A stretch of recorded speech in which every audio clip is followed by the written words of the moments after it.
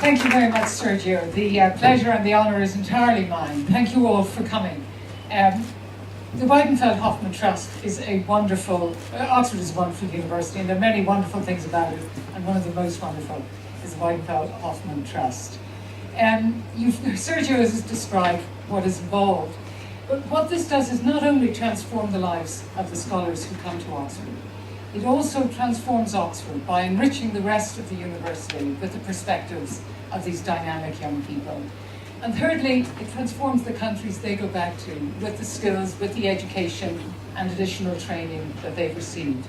Now, this whole initiative was the brainchild of a wonderful man, George Weidenfeld, the centenary of whose birth we'll be celebrating next September. He was born in Vienna in September 1919. And he was utterly committed to education, and it was his brainchild that created this trust. But it is the next generation of philanthropists who've ensured that the trust continues. And I would have to recognize Andre Hoffmann, who has carried on the Weidenfeld Trust, and without whom none of us would be here today. So thank you from all of us, Andre.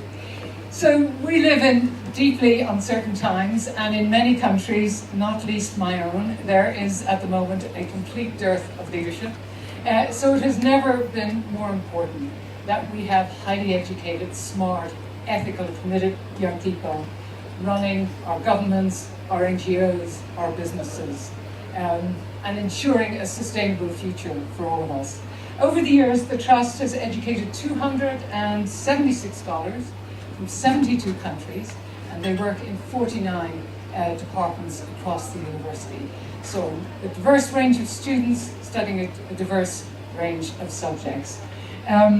Already we have alumni of the Trust are making a difference in their home country. We have the first ever female postgraduate from Ethiopia is a graduate and is back in her home country working on democratic reform.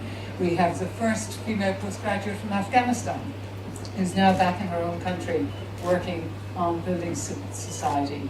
We have a young doctor who was working at the forefront of the Ebola crisis, another working in the Palestinian refugee camps. So more important than these names and indeed these numbers, this afternoon we're going to hear from some of the scholars themselves. And there's no greater testament to the importance of this scholarship than the voices of the beneficiaries themselves. So I know we're in for a wonderful afternoon, and it could not be a more perfect setting because it is precisely the work of these young people, of this generation, which will enhance the probability of our actually meeting the sustainable development goals we've set for ourselves. So back to you, Sergio. I'm going to hand it back to you, but I hope you all enjoy the afternoon.